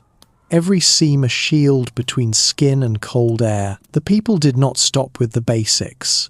Their ingenuity stretched further, reaching into weapons of greater distance and precision. The atlatl, sometimes called the spear thrower, was a lever of carved wood or bone, fitted with a hook that held the end of a spear. With it, the thrower's arm became stronger, the spear flew farther, struck harder. This was a great leap, one born from patience and careful thought. It allowed humans to hunt from safer distances, to strike without always risking their own fragile bodies against beasts larger and stronger. Such tools showed not only need but vision, the ability to imagine beyond the present moment. Fire, too, had its tools. Sparks were coaxed from stone against stone, or later from flint struck against iron-rich nodules. The sparks were caught on dry fibers, tinder saved carefully from bark, from grasses, from shredded plants. Hands shielded the ember, breath coaxed it to glow, twigs fed it until flame rose. Without tools, fire could not be born, and so even the smallest scrap of stone used for striking was valued. Carried in pouches, guarded with care, these fire-making tools were passed from hand to hand, sometimes even from one generation to the next. Cordage and nets, though often overlooked, were lifelines. Plant fibers twisted into rope, sinew stretched and dried, hide strips, cut and knotted, all were used to bind, to carry, to catch. Nets were spread across rivers, catching fish where spears could not. Snares were set in paths where small animals ran, their loops tightening when a creature passed. These were patient tools, silent ones.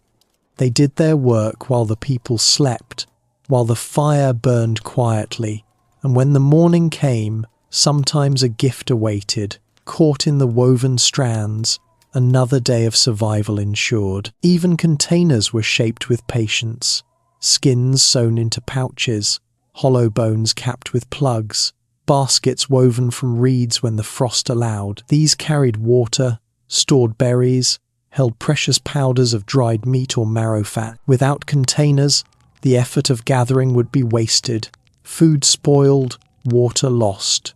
Each was crafted with care, with stitches tight, with weaves steady. In this way, the smallest tool became as vital as the largest spear. Children learned by watching, by imitating. They picked up stones, struck them together, scraped small pieces of wood. Their first tools were crude, rough, often breaking, but each failure was a lesson. Patience grew with practice, skill with time. By the time they reached youth, their hands knew the motions well. Their eyes could see the hidden blade within the rock, the smooth curve within the bone. Knowledge was never written, never spoken in long words, but passed hand to hand, from parent to child, from elder to youth. In this way, the craft endured across generations. At times, tools became more than function. A spear might be carved with marks, a handle smoothed into shapes, a pendant made from bone or tooth strung around the neck. These held meaning, perhaps for luck, perhaps as a memory of the hunt, perhaps as a sign of belonging. Utility and beauty mingled, for even in survival, the human spirit sought more than the bare minimum. In these carved lines and shaped pieces lay the beginnings of art, of expression, of something beyond hunger and cold. In the long nights, tools were repaired. A broken point was reshaped, a dulled blade sharpened, a frayed cord rewoven. By firelight, hands moved with patience, shaping and reshaping. Nothing was wasted. Even the shards of broken stone could be turned into smaller blades. Even scraps of sinew could be twisted into thread. Waste was a luxury that life in the frost did not allow. Everything, in some form, found a use. And so tools, though silent, though inanimate, carried the essence of survival. They were more than objects. They were memory, effort, patience, embodied. A spear was not simply wood and stone, it was the hours spent shaping, the hunts it enabled, the meals it brought. A needle was not only bone, it was the warmth of clothing, the laughter of children alive because their bodies were covered against the cold. Tools held within them the story of persistence, of human hands refusing to yield to the vastness of the ice. The frost could break spirits, could silence voices, could sweep across the land in endless storms, but in the hands of humans, a stone became a blade, a bone became a hook, patience became a weapon, stronger than the cold itself. With tools, the people of the Ice Age carved out a space for themselves against all odds. With tools, they carried fire, they shaped shelter, they secured food. With tools, they endured. And in the rhythm of stone striking stone, in the soft scraping of bone against hide, in the long patience of shaping and binding, life itself found a way to continue. In the world of endless frost, where breath froze in the air and the wind carried knives instead of whispers, bare skin was as fragile as a candle flame in a storm. No fire, no shelter, no food could save a body left unclothed against such cold. Warmth had to be carried with each step, stitched close to the flesh, wrapped carefully against every inch of the human frame. Survival in the Ice Age was not only about the spark of fire or the hunt of beasts, but about the quiet, deliberate craft of clothing. Stitch by stitch, hide by hide, the people of the frost dressed themselves in the patience of their own hands. The first gift of clothing came from the hunt. When a deer or bison or mammoth fell, its flesh filled bellies, its bones became tools, but its hide was the true treasure for the coming nights. The skin was thick, layered with fur, shaped by the cold as much as the people themselves. It was heavy to carry, difficult to clean, stubborn against the knife. Yet within it lay warmth more enduring than any fire.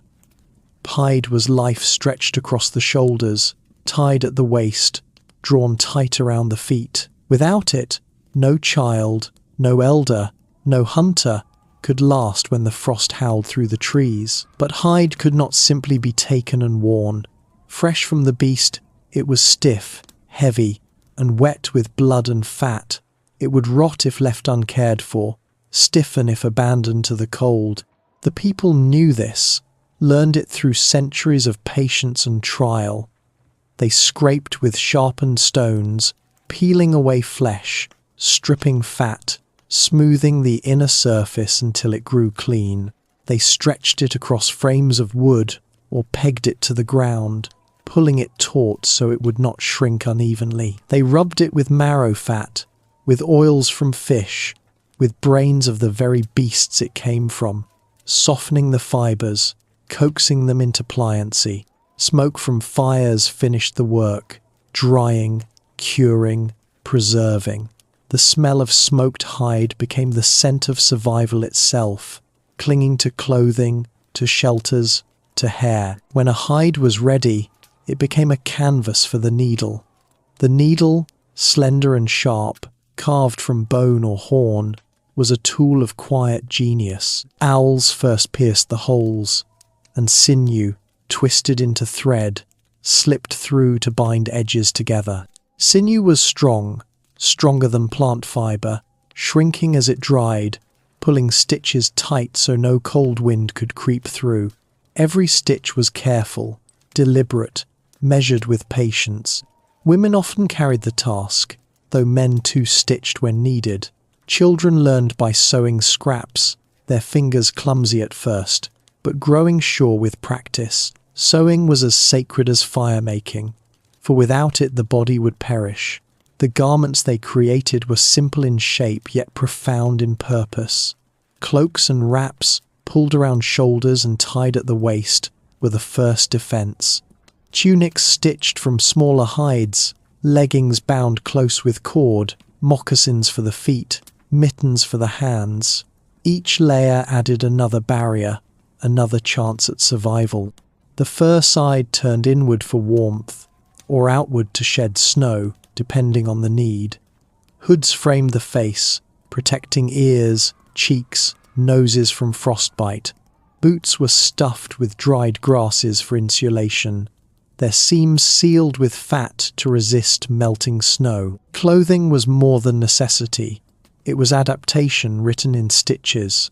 In deep winter, multiple layers were worn, heavy and stiff, yet they held life inside.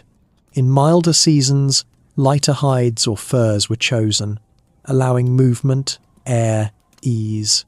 Children's clothes were stitched small, yet with ties and looseness that allowed for growth. Pregnant women wore garments with space. Elders wore hides softer, lighter on aching bones. Clothing was not merely protection, it was a second skin, shaped by the needs of every body, every life. The hunt dictated the wardrobe. Reindeer hides gave warmth and flexibility, lighter for movement, suited for travel. Bison provided thick, heavy coverings, great cloaks that resisted the coldest winds. Mammoth hides, vast and unwieldy, were sometimes used for bedding or shelter, too heavy for daily wear but invaluable for the hearth. Smaller animals, like hare or fox, offered trim, linings, patchwork, or coverings for hands and feet. Every beast carried within its body not only food but the possibility of warmth, the possibility of survival. Sewing was often done by firelight. In the long stretches of night when the wind roared outside, women bent over hides, needles flashing in the dim glow, their motions steady, unhurried. The sound was soft, the faint scrape of sinew against hide, the sigh of thread pulled tight, the occasional snap of a bone needle. These sounds became the heartbeat of survival, quieter than the crackle of fire, but no less important. Around them, children watched, hunters rested, elders told stories. Clothing was not made in silence but in the warmth of community, in the circle of life held together by flickering flame. Decoration crept into these garments, even in the harshest of times. Not every stitch was only for survival. Some hides bore marks cut into them, lines etched, patterns sewn with coloured fibres, beads carved from bone, shells carried from far places, teeth of animals were sewn into hems or strung along ties. These were more than ornaments, they were identity, pride, memory. A hunter might wear the teeth of a wolf he killed.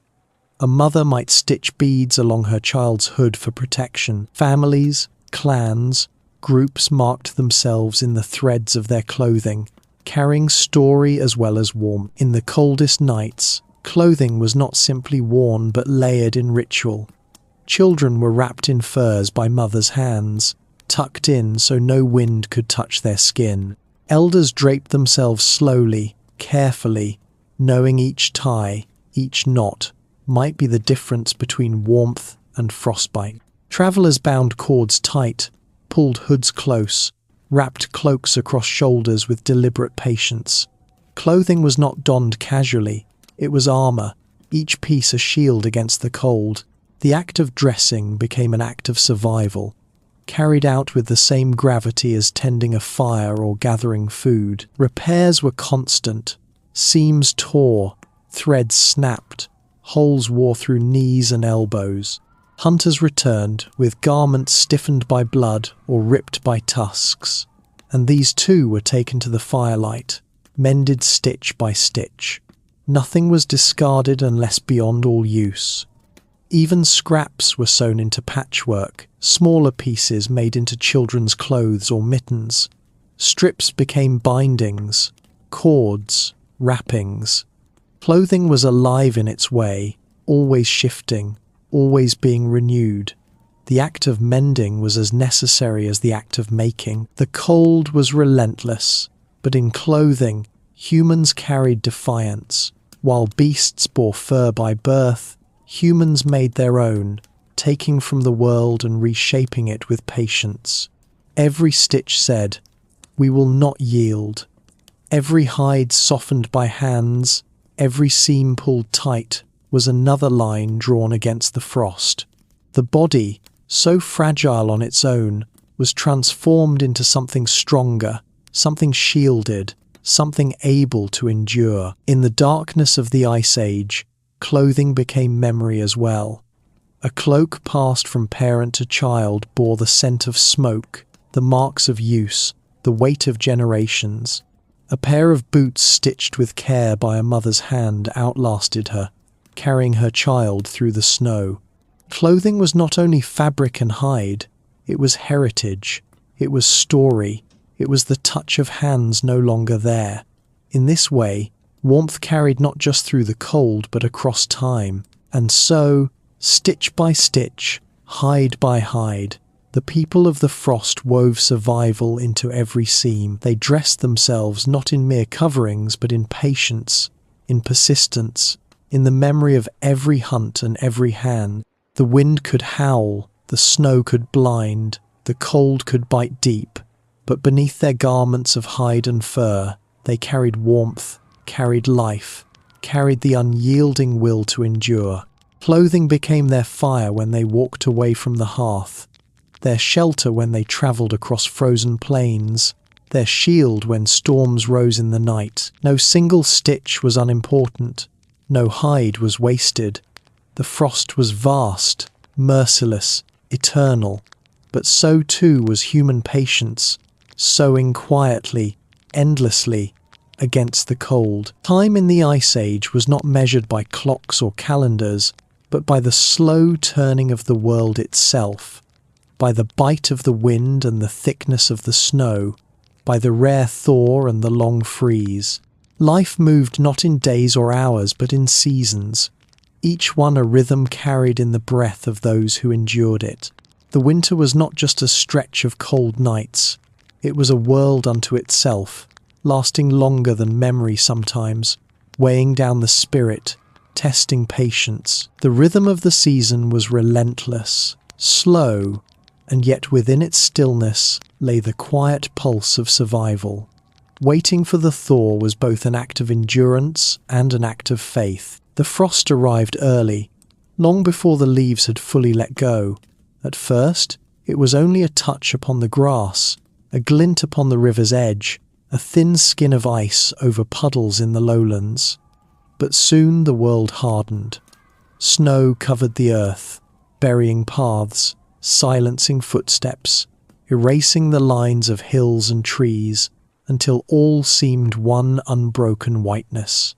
Rivers froze, the water beneath running silent, unseen, a secret life beneath the ice.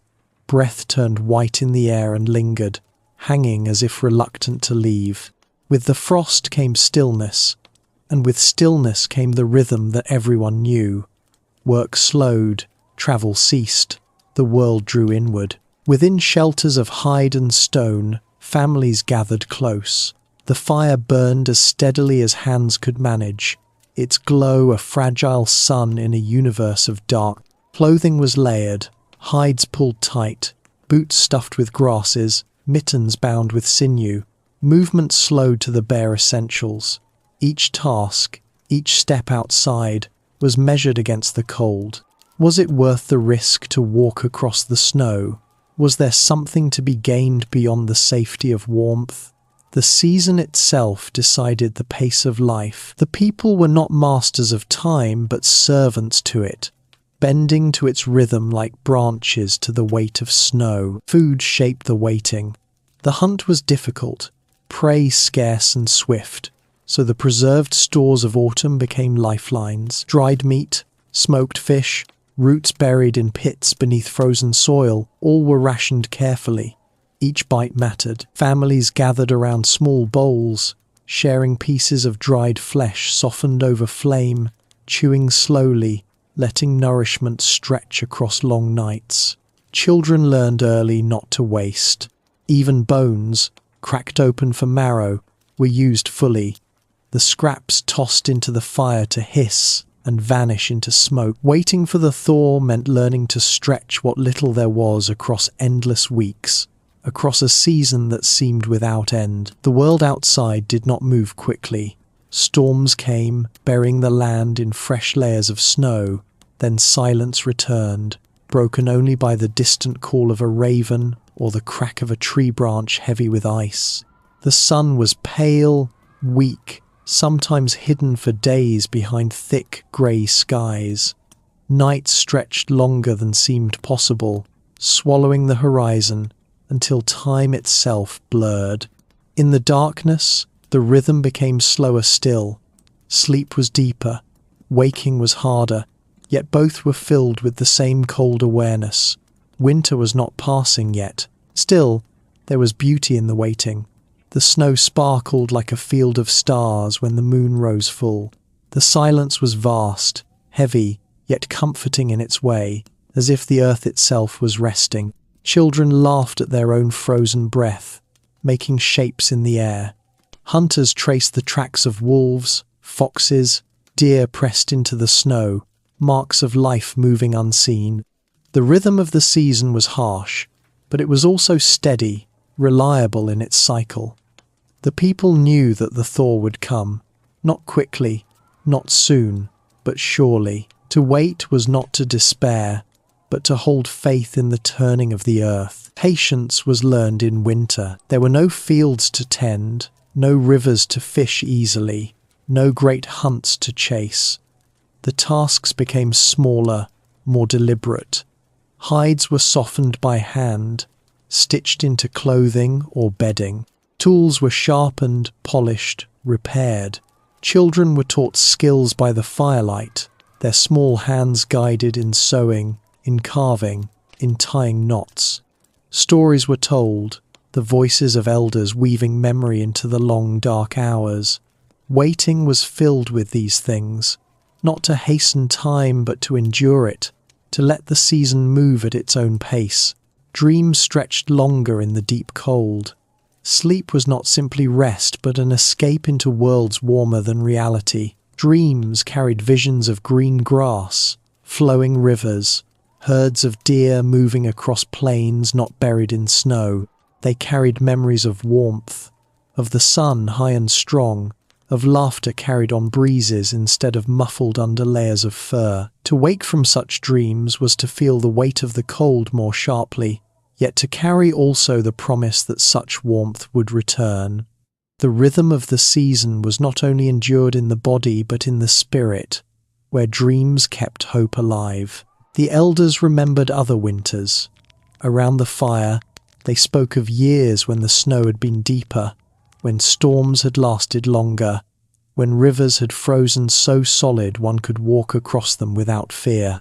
They reminded the young that winter always seemed endless, but never was. They told of the first green shoots after thaw, of the rush of water when ice cracked and rivers leapt free, of the smell of wet earth after months of frost. These stories carried more warmth than the fire itself, teaching patience, teaching trust in time's slow turning. The thaw itself was not sudden. It came in whispers, in changes so small they could almost be missed. First, The days lengthened. The sun rose a little earlier, lingered a little longer. Shadows shifted, stretching differently across the snow. Then came the melt, small drips from branches, faint trickles along the edges of ice, the first dark patches of earth showing through white blankets. The air softened, still cold but no longer biting. Breath did not linger as long. Birds returned, their calls piercing the silence. Waiting for the thaw was to learn to notice these whispers, to find joy in them, to mark them as signs of life's return. Yet even as thaw neared, patience was still required. Snow melted, then froze again.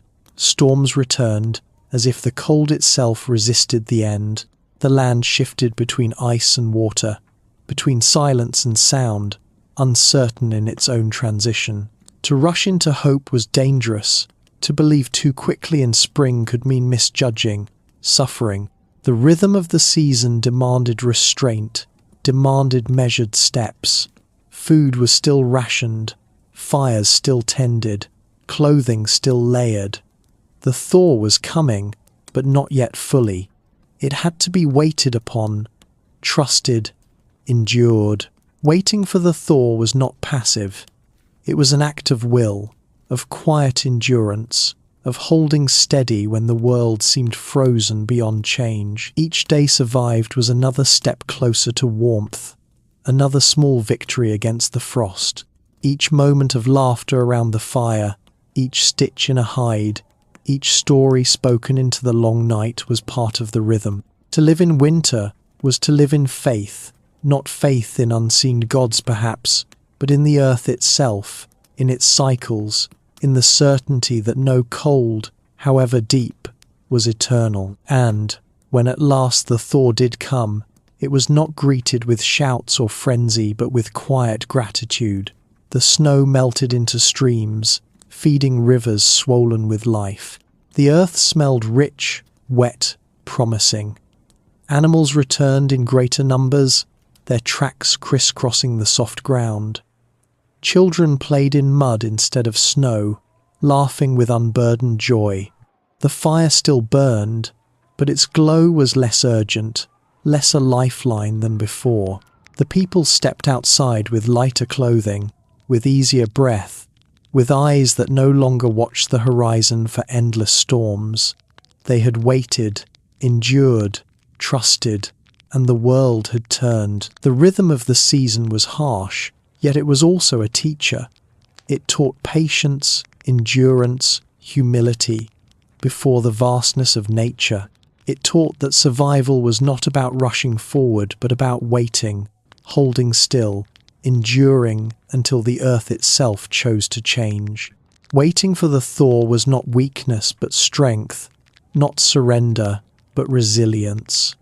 The people of the frost knew this, lived it, carried it in every breath. They were as much a part of the rhythm as the snow, as the wind, as the thaw itself. And so the world turned. Winter came, and with it stillness. The thaw returned, and with it life. The rhythm of the season was endless, repeating, eternal. Yet each time it returned, each winter endured, was proof of human endurance, of their quiet defiance, of their faith in warmth's return.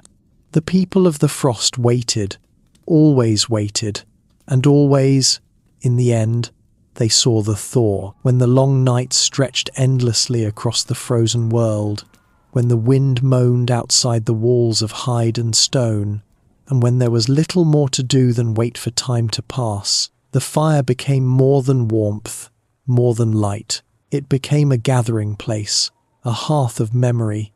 Around it, families and clans drew close, their shadows long upon the walls, their eyes reflecting the flicker of flame.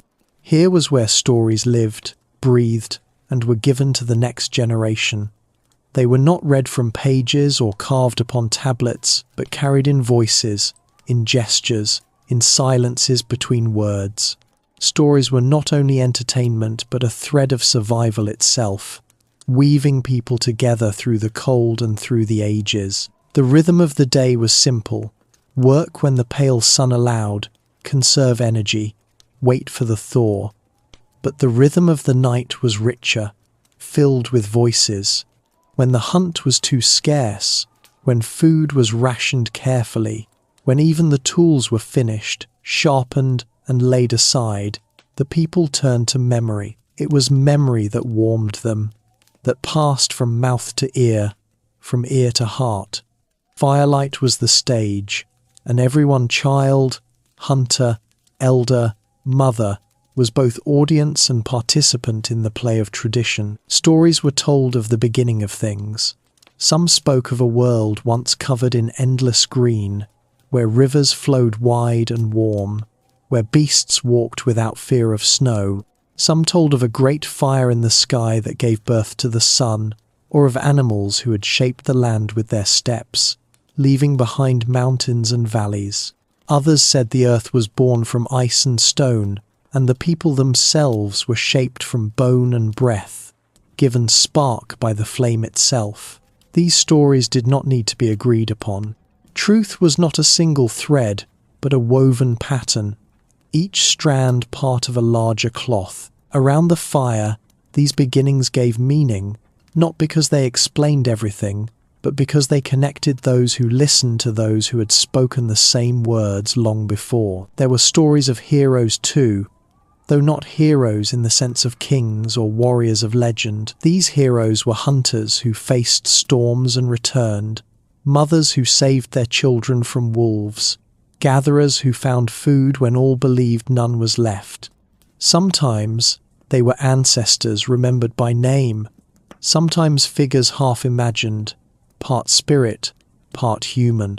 They were told in tones of awe and reverence, and sometimes in laughter, for heroes were not only brave but also foolish, stumbling, human. Children listened wide-eyed, imagining themselves someday stepping into those roles, carrying courage as their own. And then there were the cautionary tales, spoken in quieter voices, shadows leaning close to listen. These were of those who wandered too far from the fire, who trusted the ice when it was thin, who wasted food and met hunger, who turned away from the clan and found only silence. These were not told to frighten children, but to protect them, to give them the wisdom of generations in stories more powerful than commands. A child who remembered the tale of the hunter swallowed by the river's thaw would not dare to cross alone. A child who heard the story of the one who mocked the fire and was left in darkness would never take the flame for granted. Not all stories were of people. Some were of animals, told with respect, for animals were not only prey but also teachers. There were stories of the mammoth, whose strength broke paths through snow, showing humans the way. There were stories of the wolf, both enemy and kin, who hunted with cunning and loyalty. There were tales of the raven, who carried secrets on his wings, who laughed at both humans and beasts, watching all from above. To tell these stories was to honor the creatures who shared the world, to remind each other that survival was not only human, but part of a greater rhythm of life. The fire itself was part of the story. Its crackle punctuated the words. Its smoke curled upward like spirits listening. Shadows danced with the voices, making the figures of hunters and animals appear upon the walls, flickering and fading with the flame. Children sometimes believed the shadows themselves were listening, nodding with the words, bowing in respect. Elders let the silence between stories stretch, the fire filling the space, as if the flame itself was telling a story too ancient for words. In the telling of stories, time softened. The endless night did not feel so long. The cold did not seem so sharp. The rhythm of voices carried people into worlds beyond the shelter, beyond the snow, into places of memory and imagination. Even hunger felt less heavy when laughter echoed around the fire, when a child imitated the bellow of a mammoth or the snarl of a wolf. Stories gave rest not only to the body but to the spirit, reminding everyone that they were not alone in their endurance, that they were part of something larger, older, eternal. Elders were the keepers of memory, but all contributed. A mother added details to a story she remembered from her own childhood, shaping it anew. A father exaggerated a hunt, drawing laughter with every retelling.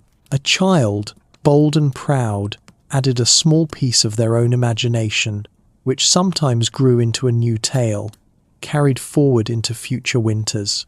Tradition was not rigid, but living, breathing, shifting like flame itself. No two tellings were the same, yet all carried the same roots, the same heart. Some stories were told in song, simple chants rising above the crackle of the fire.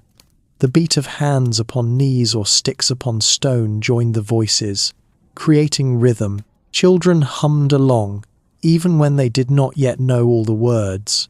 The songs carried history, but also rest, their steady cadences lulling listeners into calm. Sometimes the songs were soft and mournful, remembering those who had been lost to winter. Sometimes they were joyful, celebrating the hunts of autumn or the promise of spring. In every case, they were offerings to the night, carried upward with smoke into the vast sky. The youngest often drifted into sleep with the stories still in their ears, curled against their parents, wrapped in hides, their dreams stitched together with the threads of memory. For them, stories were not just entertainment but the first lessons of life. What to fear, what to respect, what to cherish.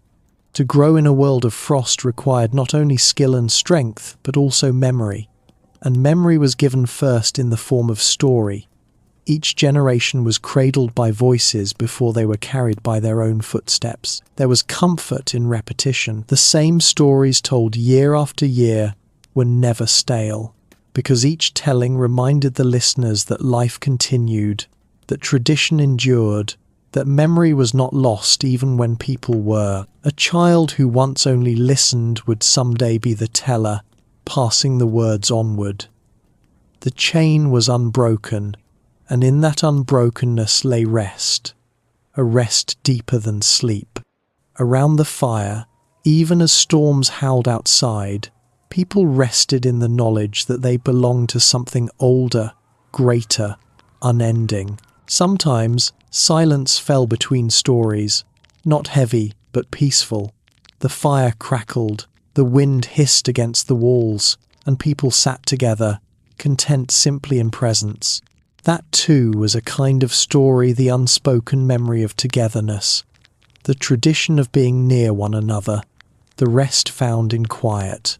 For not all stories needed words. Some were told in glances, in the shared comfort of warmth, in the simple act of breathing together in the night. Thus, through memory and tradition, the fire was more than flame. It was the keeper of voices, the guardian of rest, the stage upon which the past and the present met. Each flicker carried the weight of centuries, each shadow stretched across generations. Around its glow, the people of the frost did not only survive the winter, they remembered who they were, who they had been, and who they would become. And so the nights went on, long and slow, but filled with voices. The fire burned, stories wove through the air, and in the rhythm of tradition, in the patience of memory, the people rested.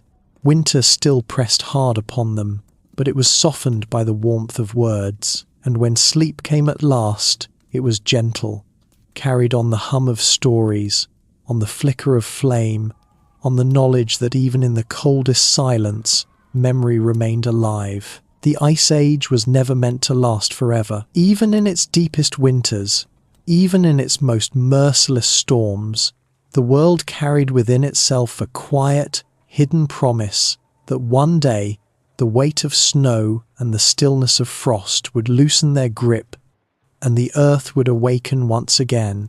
The people who lived through those ages may not have known the great movements of the sky or the vast cycles of the planet, but they knew, with patience etched into every bone, that change always came, and so it did.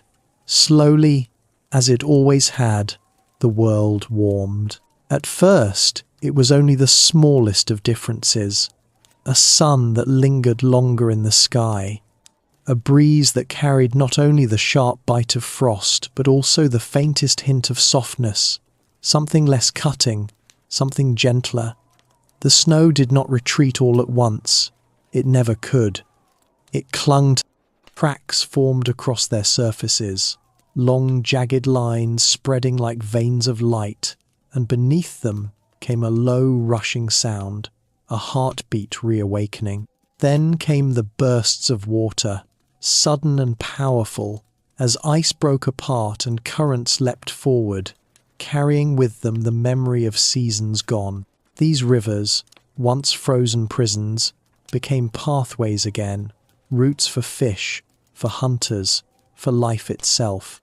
As the great sheets of ice retreated, the world reshaped itself.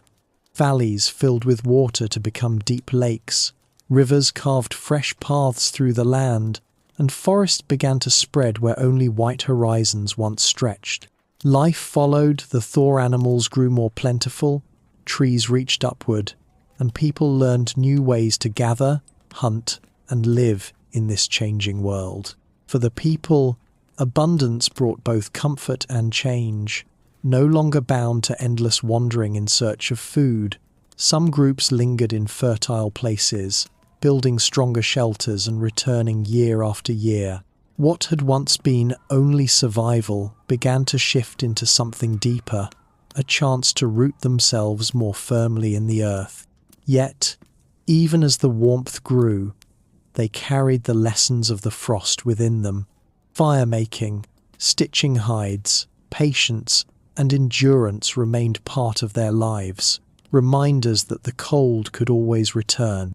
The memory of the ice lived on not only in their skills but in the stories told around the fire of long nights, endless winters, and the strength it took to endure them. The passing of the Ice Age was not a sudden ending but a slow, graceful retreat. It slipped into memory as each new generation grew in a world softer, greener, and fuller of life. And with that slow warming came the chance not only to survive but to dream, to imagine futures beyond hardship.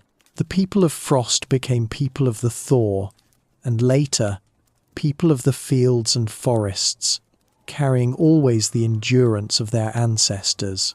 The story of the ice is a story of patience and trust, that no season lasts forever, and that even the harshest winters give way to renewal. Just as rivers break through ice and the sun lingers longer each year, so too does life find its way forward. So now, as this journey through the long winter closes, may you remember the quiet strength of those who endured, and the certainty that warmth always follows cold. Sleep peacefully, dear listener. Rest well, and know that no winter lasts forever. Good night.